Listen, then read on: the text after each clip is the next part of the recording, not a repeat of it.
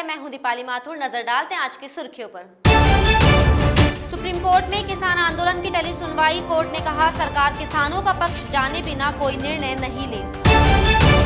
गहलोत सरकार ने तीसरे साल में किया प्रवेश। तीसरे साल में उपचुनाव, राजनीतिक नियुक्तियां और कैबिनेट विस्तार होगी सरकार की सबसे बड़ी चुनौती। गहलोत सरकार के 2 साल पर भाजयुमों ने मनाया काला दिवस। सिविल लाइंस फाटक पर किया विरोध प्रदर्शन। भाजपा नेताओं ने सीएम गहलोत पर साधा निशाना। राजस्थान हाईकोर्ट ने रद्द किया आरएएस मुख्य परीक्षा 2018 का परिणाम। पदों के 2 गुना अभ्यर्थियों को इंटरव्यू में बुलाने का दिया निर्देश। सुप्रीम कोर्ट में किसान आंदोलन को लेकर हो रही सुनवाई अब टल गई है। सर्वोच्च अदालत ने कहा कि वो किसानों का पक्ष जाने बिना कोई निर्णय नहीं लेंगे। ऐसे में अभी सरकार और किसानों के बीच कमेटी बनाने पर कोई निर्णय नहीं हुआ है। हालांकि सुनवाई के दौरान अदालत ने कुछ सख्त टिप्पणी की, जिसमें प्रदर्शन को किसानों का हक बताया, लेकिन इससे किसी को दिक्कत नहीं होनी चाहिए। अदालत ने सरकार को सलाह भी दी कि वो कुछ वक्त के लिए कानूनों को होल्ड रखने पर विचार करे। अदालत ने कहा कि किसानों की राय के बाद वो कमेटी का गठन करेंगे, जिसमें एक्सपर्ट भी शामिल होंगे। अब आगे मामले की सुनवाई वेकेशन बेंच सुनेगी। अगले हफ्ते एक बार फिर इस पर सुनवाई होगी, जिसमें बेंच और कमेटी को लेकर चर्चा होगी। भाजपा ने रक्षा संबंधी संसद की स्थायी समिति की बैठक से कांग्रेस के राहुल गांधी के बहिर्गमन किए जाने पर उन्हें आड़े हाथों लिया है। इतना ही नहीं, उन्हें संसदीय प्रणाली और संवैधानिक संस्थाओं का आदर करने की नसीहत दी है। पार्टी ने उनके इस रुख की निंदा करते हुए कहा कि कांग्रेस नेता यदि ऐसा नहीं करते हैं तो लोकतंत्र में उनकी भूमिका और नगण्य हो जाती है। अपने आवास पर पत्रकारों से चर्चा में केंद्रीय मंत्री प्रकाश जावड़ेकर ने कहा कि संवैधानिक संस्थाओं के प्रति उनकी कितनी आस्था है वह कल दिखा। रक्षा समिति की बैठक से वे बाहर चले गए थे। ये संसदीय प्रणाली और संवैधानिक संस्थाओं का अपमान है।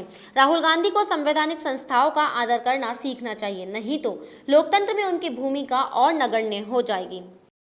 इसरो ने श्रीहरिकोटा के सतीश धवन स्पेस सेंटर से कम्युनिकेशन सैटेलाइट लॉन्च किया। ये लॉन्चिंग दोपहर 3:41 पर PSLV C-50 रॉकेट से की। कोरोना काल में किसी सैटेलाइट की ये महज दूसरी लॉन्चिंग है।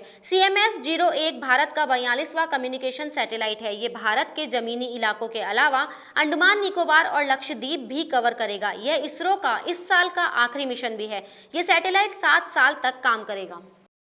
मुख्यमंत्री अशोक गहलोत सरकार के 2 साल पूरे हो गए हैं। आगे 3 साल का शासन चुनौतियों से भरा होगा। सरकार की दूसरी वर्षगांठ पर कई मंत्रियों, विधायकों और अन्य कई लोगों ने बधाई दी। मुख्यमंत्री निवास पर भी कुछ लोगों ने गहलोत को मिलकर भी बधाई दी। गहलोत को अब संगठन के साथ मिलकर आगे अब मंत्रिमंडल विस्तार और राजनीतिक नियुक्तियों को भी अंजाम देना है। इसमें हर वर्ग को संतुष्ट करना होगा। प्रदेश में अप्रैल मई में होने वाले 3 विधानसभा सीटों पर होने वाले उपचुनाव किसी बड़ी चुनौती से कम नहीं है। ये 3 सीटें सहाड़ा, सुजानगढ़ और राजसमंद हैं। सहाड़ा से कांग्रेस के कैलाश त्रिवेदी और सुजानगढ़ से दिग्गज नेता मास्टर भंवरलाल मेघवाल विधायक थे। वहीं राजसमंद से बीजेपी की किरण माहेश्वरी विधायक थी। तीनों के निधन के चलते इन तीनों सीटों पर उपचुनाव होने हैं। हालांकि इससे पहले अक्टूबर 2019 में मंडावा और खीवसर में हुए उपचुनाव में कांग्रेस ने मंडावा सीट भाजपा से छीनी थी। वित्तीय संकट से जूझ रही राजस्थान की अशोक गहलोत सरकार ने वीआईपी सुरक्षा में कटौती नहीं करने का निर्णय लिया है। राज्य सरकार ने नए वर्ष में अति विशिष्ट व्यक्तियों को मिल रही मौजूदा सुरक्षा को यथावत रखने का निर्णय लिया है। वीआईपी की सुरक्षा के लिए गठित राज्य स्तरीय रिव्यू कमेटी ने समीक्षा के बाद वीआईपी सुरक्षा को यथावत रखने पर सहमति जताई है। कमेटी की मुहर के बाद पूर्व डिप्टी सीएम सचिन पायलट, विधायक कृष्णा पूनिया, महामंडलेश्वर परमहंस स्वामी महेश्वरानंद और बीजेपी के वरिष्ठ नेता ओम प्रकाश माथुर को मिल रही Z श्रेणी की सुरक्षा यथावत जारी रहेगी। कमेटी ने विधायकों, सांसदों, पूर्व मंत्री, हाईकोर्ट के न्यायाधीश और अन्य विशिष्ट व्यक्तियों को मिल रही सुरक्षा को भी यथावत रखने पर सहमति जताई है। राज्य स्तरीय रिव्यू कमेटी के सचिवालय में हुई बैठक में अति विशिष्ट व्यक्तियों को मिल रही वीआईपी सुरक्षा की समीक्षा की गई। राजस्थान में अशोक गहलोत सरकार ने अपने 2 साल के कार्यकाल में हर वर्ग के लिए खुशहाली की बात की है। वहीं अलग अलग विभागों द्वारा अपनी उपलब्धियां भी गिनाई जा रही है। प्रदेश की 7 करोड़ की आबादी में लगभग 4 करोड़ किसान हैं।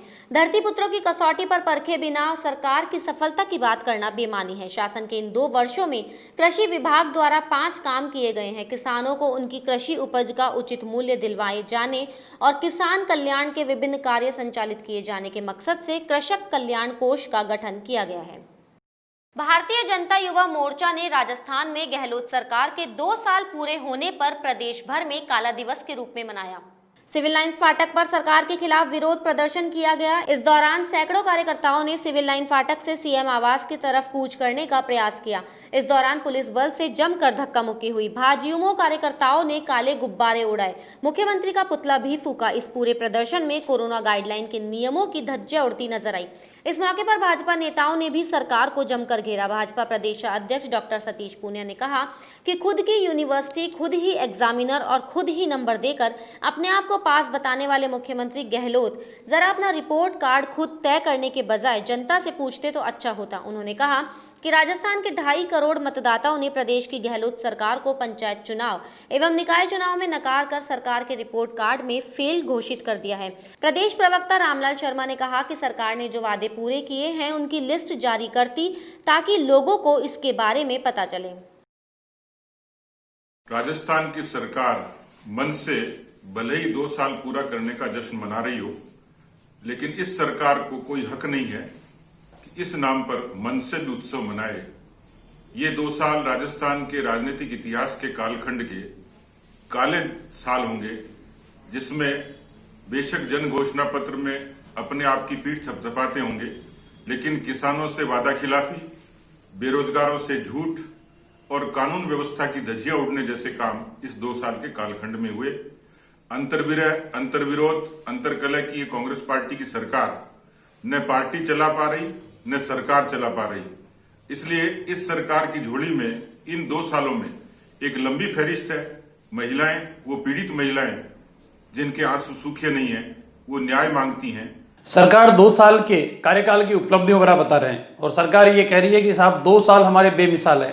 लेकिन मैं प्रदेश के मुखिया से इतना जानना चाहता हूं कि क्या आप जिन वादों के साथ सत्ता के अंदर आए थे वो सारे वादे आपने पूरे कर लिए? आप कह रहे हो कि 501 में से 252 वादे या चुनावी जो घोषणा पत्र के अंदर हमारे मुद्दे थे उन मुद्दों को सुलझाने का काम किया है। कम से कम 252 की आप लिस्ट जारी करते हैं कि साहब ये 252 मुद्दे हमने समाधान करने का काम किया है, तो मेरे ख्याल से राजस्थान की जनता इनको जानती। लेकिन राजस्थान के अंदर आपकी सरकार आने के बाद एक बहुत बड़ी लंबी लिस्ट है जो भारतीय जनता पार्टी की सरकार के दौरान जो लोक कल्याणकारी योजनाएं चली थी उन सारी योजनाओं को बंद करने का काम आपने किया। जिन योजनाओं को बंद आप नहीं कर सकते थे उनके नाम परिवर्तित करके उन योजनाओं को शुरू करने का काम किया। और तीसरी बात मैं ये कहूंगा कि राजस्थान में आपके 2 सालों के कार्यकाल के अंदर एक भी जगह आपने शिलान्यास का कार्यक्रम नहीं किए। केंद्रीय जल शक्ति मंत्री गजेंद्र सिंह शेखावत ने कांग्रेस पर निशाना साधा है। शेखावत ने कहा कि राहुल गांधी के खेती के अनुभव से सोचने के बजाय कांग्रेस देश के आम किसान के बेटे के अनुभव से सोचना शुरू करे तो पता चलेगा कि मोदी सरकार कृषि को उत्पादन केंद्रित से लाभकारी कैसे बना रही है। कांग्रेस 8 साल तक स्वामीनाथन आयोग की रिपोर्ट पर कोई निर्णय नहीं कर सकी, लेकिन अब कह रही है कि ये निर्णय ठीक से लागू नहीं हुआ। एपीएमसी कानून में सुधार की बात कांग्रेस ने की, लेकिन जब मोदी सरकार ने यही काम किया तो कांग्रेस को आपत्ति है। कॉन्ट्रैक्ट फार्मिंग को लेकर पंजाब के मुख्यमंत्री कैप्टन अमरिंदर सिंह ने ट्वीट किया था कि अगर अकाली सरकार ने इसे रद्द नहीं किया होता तो 1.5 लाख किसानों की आमदनी 3 गुना हो गई होती। अब हमने कर दिया है तो कांग्रेस को केवल राजनीतिक द्वेष के कारण ये कानून गलत दिखाई दे रहे हैं। कांग्रेस इन कानूनों को लेकर भ्रम फैलाना बंद करे। आरपीएससी की ओर से जारी किए गए आरएएस मुख्य परीक्षा 2018 के परिणाम राजस्थान हाईकोर्ट ने निरस्त कर दिए हैं। जस्टिस एसपी शर्मा की एकल पीठ ने ये आदेश जारी किया है। आरएएस मुख्य परीक्षा का परिणाम नए संशोधन के आधार पर जारी किया गया था, जबकि भर्ती 2018 के विज्ञापन के अनुसार निकाली गई थी। साक्षात्कार में न्यूनतम अर्हता अंक निर्धारित किए बिना 1.5 गुना अभ्यर्थियों को ही बुलाया गया था। राजस्थान हाईकोर्ट ने कविता गोदारा और अन्य की याचिकाओं पर सुनवाई करते हुए ये फैसला दिया। कोर्ट ने आरपीएससी को 2 गुना अभ्यर्थियों को साक्षात्कार में बुलाने का आदेश दिया है। आरपीएससी कोर्ट के फैसले के बाद इस मामले को खंडपीठ में ले जाएगी। कोर्ट ने कहा कि नए नियमों को इन भर्ती में लागू नहीं करें। पीसीसी में राजस्थान के पूर्व मुख्यमंत्री हरिदेव जोशी की जयंती और राजस्थान कांग्रेस कमेटी के पूर्व अध्यक्ष गिरधारी लाल व्यास की पुण्यतिथि मनाई गई। इस अवसर पर पीसीसी में पुष्पांजलि कार्यक्रम आयोजित किया गया। मुख्य सचेतक महेश जोशी सहित अन्य नेताओं और कार्यकर्ताओं ने पुष्प अर्पित किए। मुख्य सचेतक डॉक्टर महेश जोशी ने दोनों नेताओं को श्रद्धा से याद किया। प्रदेश सरकार के 2 साल के कार्यकाल पर बधाइयों का सिलसिला चला। मुख्य सचेतक डॉक्टर महेश जोशी ने नेताओं और कार्यकर्ताओं से बधाइयों का आदान प्रदान किया। डॉक्टर महेश जोशी ने गहलोत सरकार के 2 साल के कार्यकाल को ऐतिहासिक बताया। सरकार ने कोरोना के खिलाफ जोर शोर से लड़ाई लड़ी है। वहीं सरकार गिराने के प्रयास को लेकर भाजपा पर भी निशाना साधा। उन्होंने कहा कि राजस्थान में कोरोना को लेकर किए गए कामों की देश भर में तारीफ हुई है। मुख्य सचेतक डॉक्टर जोशी ने दावा किया कि सरकार आने वाले 3 सालों में विकास और जनहित के कामों में कीर्तिमान स्थापित करेगी। वहीं उन्होंने कहा कि सरकार ने अपने 2 साल पूरे होने के अवसर पर विज्ञापन पर कोई पैसा खर्च नहीं किया है।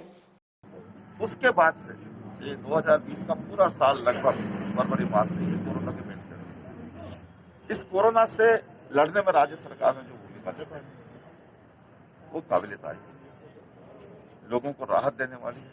चाहे लॉकडाउन के दौरान की बात हो, चाहे लॉकडाउन के बाद की बात हो, हमने न सिर्फ राहत दी बल्कि शहरों में गांवों में जो विकास के काम कराए। आज जयपुर में कहूँ जो स्मार्ट सिटी में जो योजनाएं बनी हैं उसका लाभ शहरों को मिल रहा है। ग्रामीण क्षेत्र में लोगों को लाभ मिल रहा है बिजली कनेक्शन देने के बाद। उस कुल मिलाकर हमने लोगों को राहत दी है और आगे भी लोगों को राहत देते रहेंगे। और जो 19-20 के जो हमारे कार्यक्रम माननीय मुख्यमंत्री जी ने सरकार ने तय किए, प्रदेश के चिकित्सा एवं स्वास्थ्य विभाग में नव चयनित 1991 चिकित्सकों को नियुक्ति आदेश जारी किए गए हैं। इन चिकित्सकों की नियुक्ति के साथ ही ग्रामीण क्षेत्रों में रिक्त लगभग सभी पदों पर चिकित्सक तैनात कर दिए गए हैं। इनके अतिरिक्त एक चिकित्सक का प्रकरण न्यायालय में विचाराधीन रहने एवं 8 चिकित्सकों के प्रमाण पत्रों का प्रमाणीकरण प्रक्रियाधीन है। चिकित्सा एवं स्वास्थ्य मंत्री डॉक्टर रघु शर्मा ने बताया कि चिकित्सा एवं स्वास्थ्य विभाग के अब तक के इतिहास में पहली बार एक साथ 1991 चिकित्सक नियुक्त हुए हैं। एसएमएस में अब गंभीर मरीज और उनके परिजनों को आईसीयू में इलाज के लिए अब इधर उधर नहीं भटकना पड़ेगा। अब आईसीयू में सामने आ रही संक्रमण की शिकायतों पर भी अंकुश लग सकेगा। साथ ही एसएमएस हॉस्पिटल के ट्रोमा सेंटर में 16 बेड का आईसीयू और capacity building and skill development centre भी बनकर तैयार है। देश के पहाड़ी इलाकों में पिछले दिनों हुई बर्फबारी के बाद उत्तर भारत के कई शहरों में हाड़ कपा देने वाली सर्दी शुरू हो गई है। प्रदेश में भी शीतलहर ने लोगों की कपकपी छुड़ा दी है और जनजीवन प्रभावित हो गया है। राज्य के अधिकांश हिस्सों में सर्दी व शीतलहर चलने से लोग बेहाल हैं।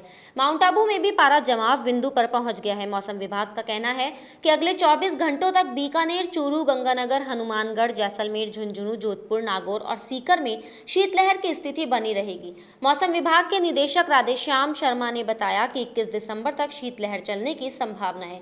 सीकर, चूरू समेत कुछ शहरों में आगामी 3 दिनों के दौरान पाला भी पड़ सकता है। बुलेटिन में फिलहाल इतना ही। अगर आपको हमारा वीडियो पसंद आया हो तो हमारे चैनल को लाइक, शेयर और सब्सक्राइब करना ना भूलिएगा।